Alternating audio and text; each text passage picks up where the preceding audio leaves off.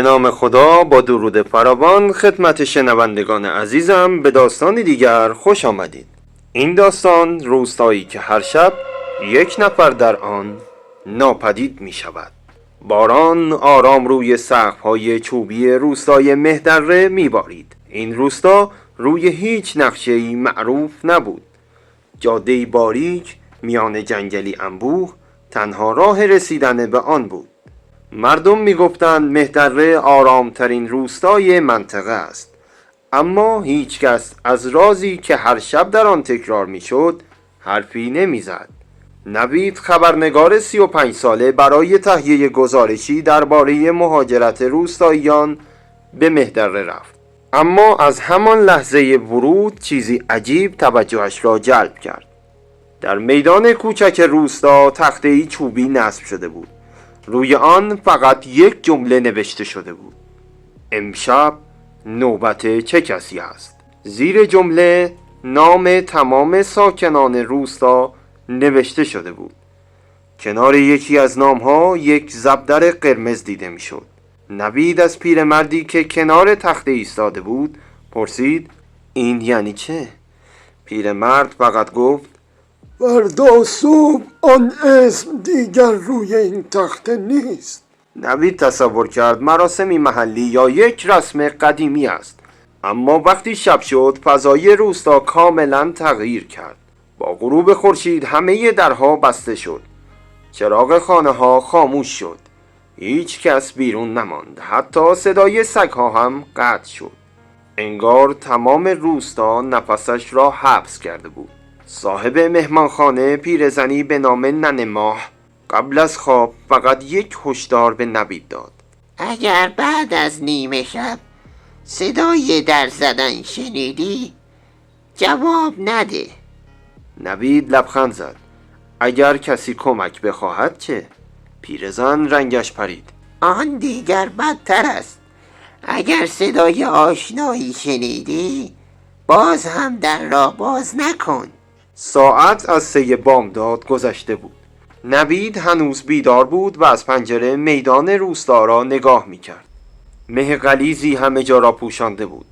ناگهان صدای 3 ضربه آرام به در مهمانخانه آمد. نوید نفسش را حبس کرد. چند ثانیه بعد صدای زنی از پشت در شنیده شد: کمکم کن، گم شدم. صدا وحشتناک آشنا بود. صدای مادرش، مادری که 7 سال پیش از دنیا رفته بود. نوید با ناباوری به در خیره شد. صدای زن دوباره آمد: نوید، در را باز کن، هوا خیلی سرد است. اشک در چشمان نوید حلقه زد. او میدانست این غیر ممکن است، اما صدا دقیقاً همان صدا بود. او یک قدم به سمت در برداشت. در همان لحظه پیرزن مهمانخانه از اتاق کناری فریاد زد: باز نکن. صدا ناگهان قطع شد. بعد صدای خنده‌ای آرام از پشت در بلند شد. خنده‌ای که هیچ شباهتی به صدای مادرش نداشت. صبح روز بعد تمام روستا در میدان جمع شده بودند. نوید هم خودش را به آنجا رساند. همه ساکت بودند. پیرمردی جلو رفت. با گچ سفید نامی را از روی تخت پاک کرد. همان نامی که شب قبل کنار آن زبدر قرمز بود. نوید پرسید: آن مرد کجاست؟ هیچ کس جواب نداد. همسر آن مرد فقط روی زمین نشسته بود و گریه میکرد. اما عجیبتر از همه این بود که هیچ کس دنبال او نمیگشت. انگار همه پذیرفته بودند که دیگر هرگز بر نمیگردد. نوید تصمیم گرفت خودش تحقیق را شروع کند. به خانه مرد ناپدید شده رفت. در خانه باز بود. همه وسایل سر جایشان بودند. غذا هنوز روی میز بود. اما یک چیز عجیب به چشم می‌خورد. روی دیوار با انگشت و خاکستر نوشته شده بود: من در را باز کردم. همان لحظه صدای پای کسی از طبقه بالا آمد. نوید با احتیاط از پله ها بالا رفت. اتاقها خالی بودند، اما در آخرین اتاق پنجره باز بود. روی لبه پنجره رد یک دست خاکستری دیده میشد و بیرون پنجره رد پاهایی به سمت جنگل می رفتند. رد پاها فقط چند متر ادامه داشتند. بعد در میان مه ناگهان ناپدید می شدند. انگار صاحبانشان همانجا از روی زمین محو شده باشند. عصر همان روز ننه ماه دفترچه قدیمی را به نوید داد. دفترچه متعلق به پدر بزرگش بود. در صفحه اول فقط یک جمله نوشته شده بود: نفرین مهدره از شبی آغاز شد که مردم مهمان نیمه شب را به خانه راه دادند. نوید هنوز مشغول خواندن بود که صدای ناقوس کلیسای قدیمی روستا به صدا درآمد. همه مردم وحشت زده از خانه هایشان بیرون دویدند. نوید به سمت میدان رفت. روی تخت چوبی زبدر قرمز. این بار کنار نام دیگری نبود، کنار نام خودش بود. نوید برای چند لحظه نفسش بند آمد. تمام مردم روستا به تخت خیره شده بودند. کنار نام نوید یک زبدر قرمز تازه کشیده شده بود. هیچ کس تعجب نکرد. انگار این اتفاق سالها بود که تکرار می شد. اما نگاه مردم پر از ترحم بود، مثل اینکه همه می دانستند او تا طلوع خورشید زنده نخواهد ماند. نوید با صدایی لرزان پرسید: چه کسی این علامت را کشیده؟ هیچ کس پاسخ نداد. پیرمردی که هر صبح نام ناپدید شدگان را پاک می کرد فقط گفت: وقتی مه انتخابت کند دیگر کسی نمیتواند جای تو را بگیرد. نوید با عصبانیت گفت: این فقط یک شوخی احمقانه است. اما پیرمرد آهی کشید و جواب داد: همه کسانی که حالا زیر خاکند شب اول همین را گفتند. آن شب ننه ماه تمام پنجره ها را با تخته های چوبی بست. نمک دور در خانه پاشید. یک فانوس نفتی وسط اتاق روشن کرد و گفت: از حالا تا طلوع آفتاب هر اتفاقی افتاد فقط یک قانون را فراموش نکن. نوید پرسید: چه قانونی؟ پیرزن با چهره رنگ پریده گفت: اگر کسی اسمت را از پشت در صدا زد جواب نده. ساعت از 3 بامداد گذشت. باد شدیدی در روستا میپیچید. ناگهان صدای قدم‌هایی روی ایوان شنیده میشد. بعد صدایی آرام از پشت در آمد. نوید خشکش زد. این بار صدای پدرش بود. پدری که 10 سال پیش در یک تصادف جان باخته بود. پسرم، فقط یک لحظه در را باز کن. اشک در چشمان نوید حلقه زد. صدا آنقدر واقعی بود که قلبش را می‌لرزاند. اما ننه ماه دستش را محکم گرفت. زیر لب گفت: به صدا گوش نده، به صدا گوش نکن. چند ثانیه بعد صدای دیگری آمد. این بار صدای دوست دوران کودکیش. بعد صدای معلم مدرسه. بعد صدای خواهرش. یکی یکی صدای تمام کسانی که نوید دوستشان داشت از پشت پنجره شنیده میشد. همه فقط یک جمله میگفتند: در را باز کن. ناگهان همه صداها با هم قطع شد. سکوتی سنگین خانه را فرا گرفت. نوید نفس راحتی کشید. اما درست در همان لحظه صدایی از داخل خانه آمد. از طبقه بالا. صدای دختر بچه‌ای که آرام میخندید در حالی که آنها فقط 2 نفر در خانه بودند. ننه ماه رنگش پرید. برای اولین بار ترس را میشد در چشمانش دید. او زمزمه کرد: نه، این اتفاق تا حالا نیفتاده بود. نوید پرسید: چی شده؟ پیرزن با صدایی لرزان گفت: او دیگر پشت در نیست، داخل خانه است. چراغ فانوس ناگهان خاموش شد. تاریکی مطلق از طبقه بالا، صدای دویدن پاهای کوچک روی چوب شنیده میشد. بعد صدای باز شدن یکی از درهای اتاق. نوید چراغ قوه تلفن همراهش را روشن کرد. نور را به سمت پله ها گرفت. هیچ کس دیده نمی شد، اما روی پله ها رد پاهای خیس کودکی دیده می شد.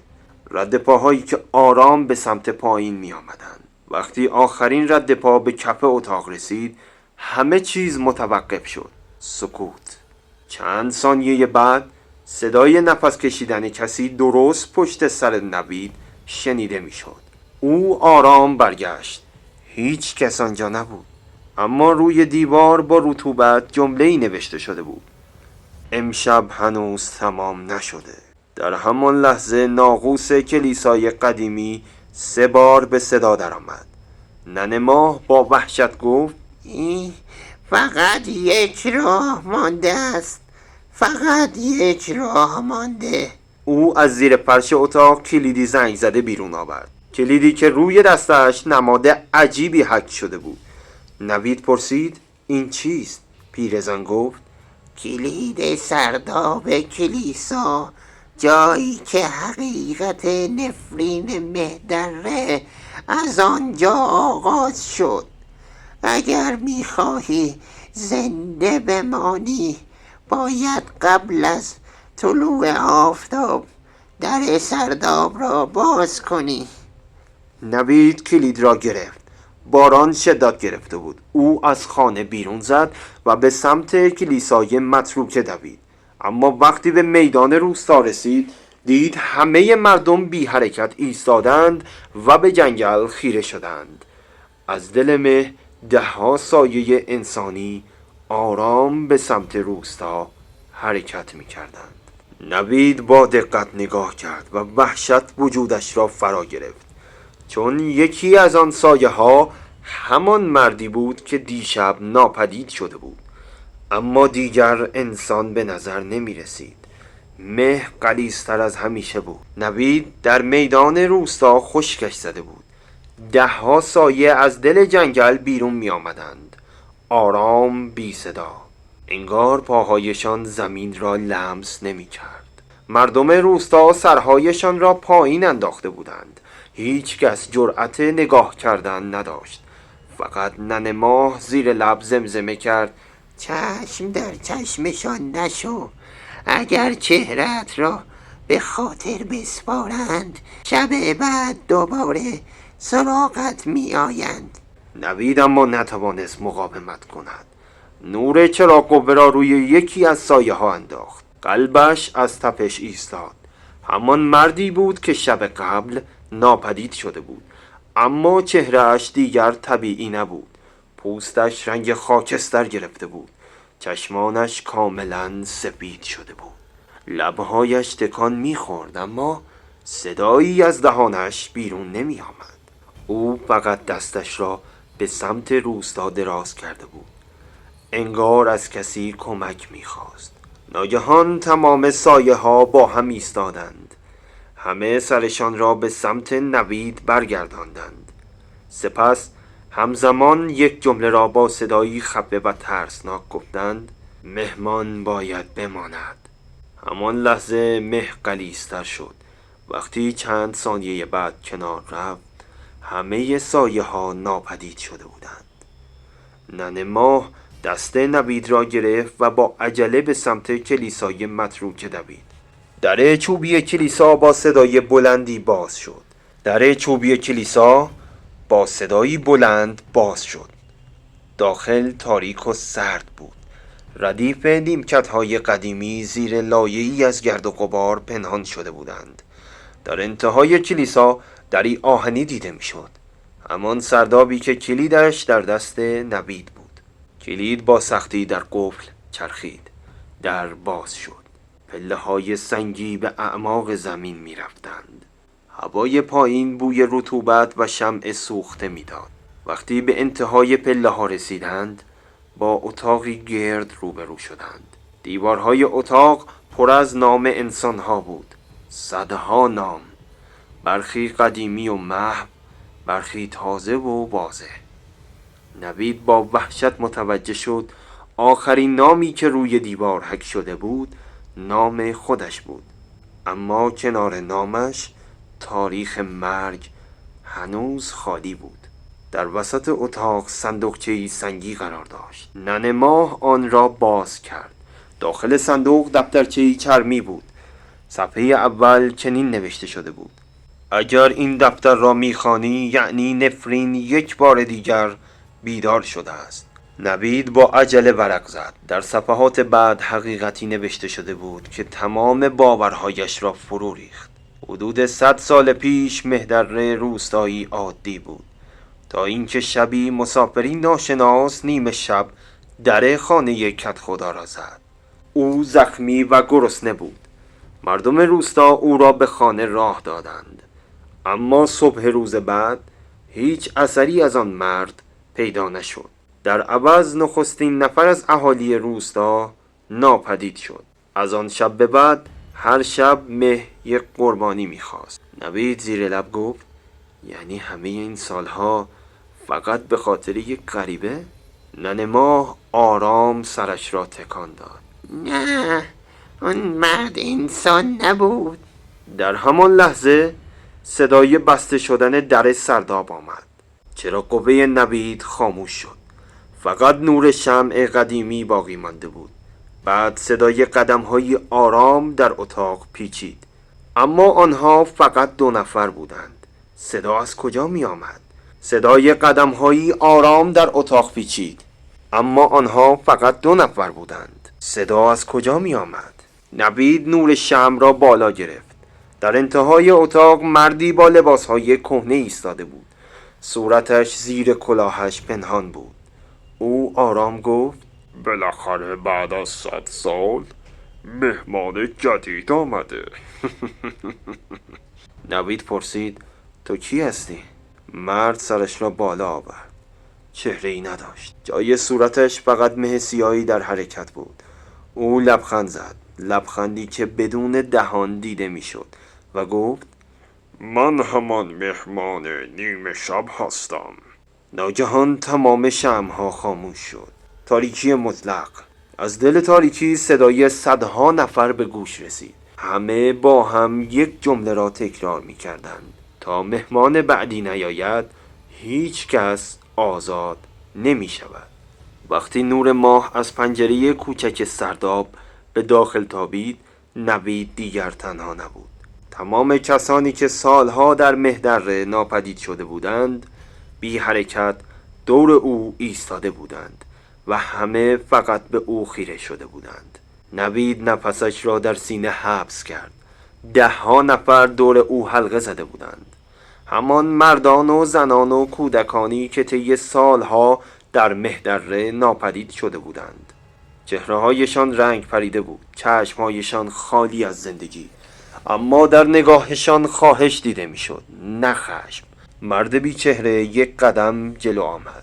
مه سیاه روی صورتش مدام در حال حرکت بود. صدایش در سرداب پیچید: 100 سال پیش مردم این روستا با دستان خود مرا دعوت کردند و هر دعوتی بهایی دارد. نوید با صدایی لرزان پرسید: تو واقعا چه هستی؟ مرد لحظه ای سکوت کرد، بعد گفت: من هیولا نیستم. من عهدی هستم که شکسته شده. ناگهان دیوارهای سرداب شروع به لرزیدن کرد. تصاویر محوی روی سنگ‌ها ظاهر شد. نوید انگار به 100 سال قبل سفر کرده بود. شب سردی بود. مردی غریبه، زخمی و خسته در خانه کت خدا را کوبید. اهالی روستا او را پناه دادند، اما نیمه شب کت خدا حقیقت را فهمید. آن مرد یک انسان عادی نبود. هر جا می رفت مرگ و ناپدید شدن همراهش بود. کت خدا برای نجات روستا او را در سرداب کلیسا زندانی کرد، اما پیش از آن که در را ببندد مرد لبخند زد و گفت: از امشب هر سال که بگذرد یکی از شما جای مرا خواهد گرفت. تصاویر محو شدند. سرداب دوباره در سکوت فرو رفت. نوید حالا حقیقت را فهمیده بود. نفرین با زندانی شدن آن موجود از بین نرفته بود، فقط به مردم روستا منتقل شده بود. هر شب یک نفر قربانی میشد تا زندان او بسته بماند. ننه ماه اشک میریخت. او آرام گفت: تمام عمرمان با این کابوس زندگی کردیم. هر خانواده بالاخره یک روزی عزیزی را از دست میداد، اما هیچ کس جرأت نداشت حقیقت را به بیرون از روستا بگوید. نوید با خشم فریاد زد: پس باید این چرخه را بشکنیم. مرد بیچهره آرام خندید. صدایش مثل وزش باد در میان قبرها بود.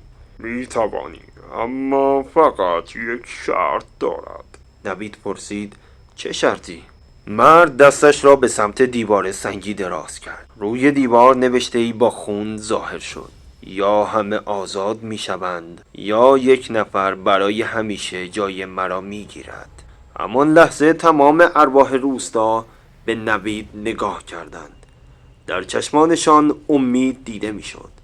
ننه ماه آرام زمزمه کرد: اگر کسی داوطلب شود نفرین تمام می شود، اما خودش هرگز از این سرداب خارج نخواهد شد.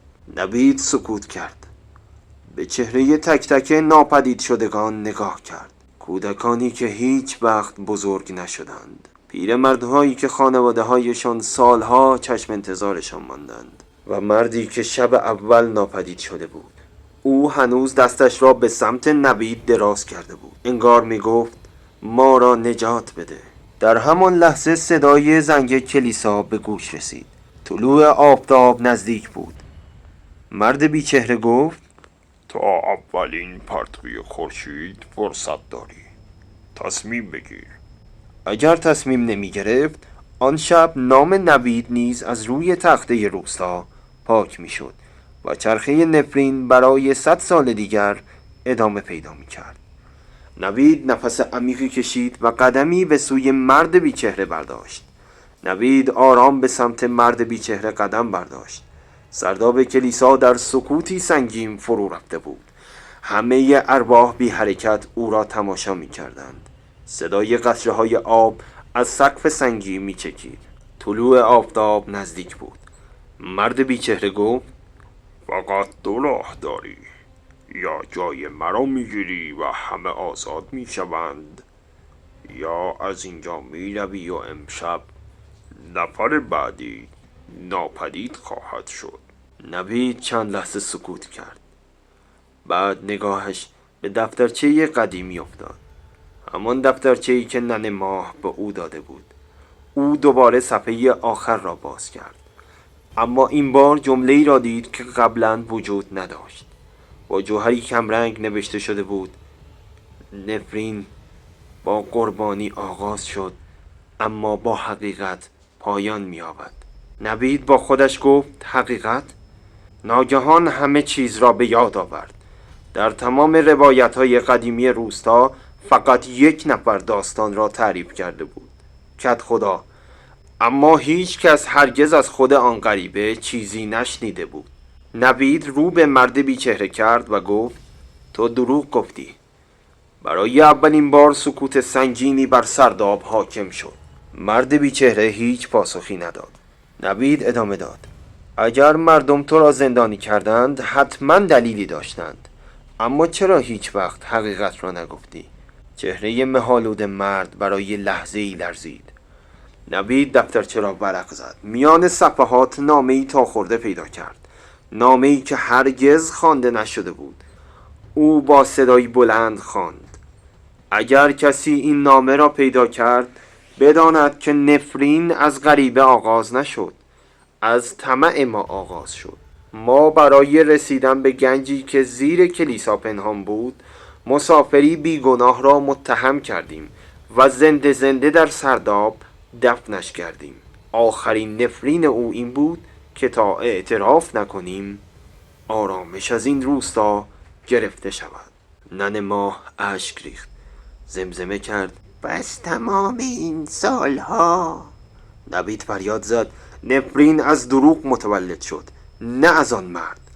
همان لحظه دیوارهای سرداب با صدایی مهیب ترک برداشتند. مرد بیچهره فریادی کشید. مه سیاهی که صورتش را پوشانده بود کم کم کنار رفت. برای نخستین بار چهره واقعی او دیده میشد. او مردی معمولی بود، خسته، رنجیده، با چشمانی پر از اندوه. او آرام گفت: فقط میخواستم حقیقت فراموش نشود. نوید جلو رفت، دستش را روی شانه مرد گذاشت. دیگر تمام شد. همه حقیقت را خواهند دانست. مرد لبخند زد. برای اولین بار لبخندی آرام. بعد بدنش آرام آرام تبدیل به نور شد. همزمان تمام ارواح روستا نیز یکی یکی محو شدند. کودکان و زنان و مردانی که سالها اسیر مه بودند با چهره‌ای آرام ناپدید شدند. صدای ناقوس کلیسا در تمام روستا پیچید، اما این بار نه برای مرگ، برای رهایی.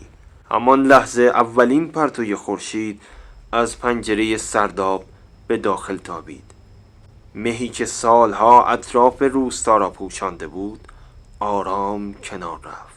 برای نخستین بار بعد از یک قرن قله های اطراف مهدره زیر نور خورشید دیده می شدند. مردم روستا از خانه هایشان بیرون آمدند.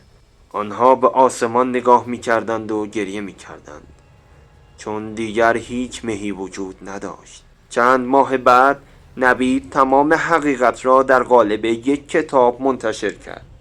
نام کتاب را گذاشت آخرین مهمان مهدره. بسیاری باورش نکردند. بعضیها آن را فقط یک افسانه دانستند، اما اهالی روستا حقیقت را می دانستند. آنها دیگر هر شب نام کسی را روی تخته نمی نوشتند. تخته چوبی قدیمی از میدان جمع شد. جای آن سنگ یادبودی نصب کردند که رویش نوشته شده بود: هیچ دروغی برای همیشه پنهان نمی ماند. حقیقت حتی اگر دیر آشکار شود راه خود را پیدا می کند. سالها بعد نوید برای آخرین بار به مهدره بازگشت. روستا زنده بود. صدای بازی کودکان در کوچه ها می پیچید. درختان دوباره سبز شده بودند.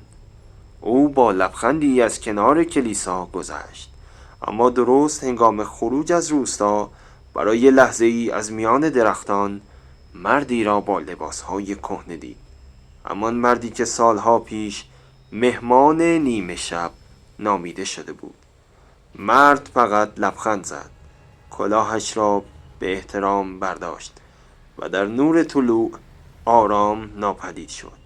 میگویند اگر روزی گذرت به روستایی افتاد که مردمش از باز کردن در به روی غریبه ها میترسند، قبل از آنکه آنها را قضاوت کنی از خودت بپرس چند حقیقت هنوز در سکوت و فراموشی دفن شدند. شاید ترسناکترین نفرین ها نه از تاریکی بلکه از دروغ هایی به دنیا می آیند که نسل ها جرأت اعتراف به آنها را ندارند. دوستان عزیزم، این داستان هم به پایان رسید. تا داستان بعدی، خدا نگهدار.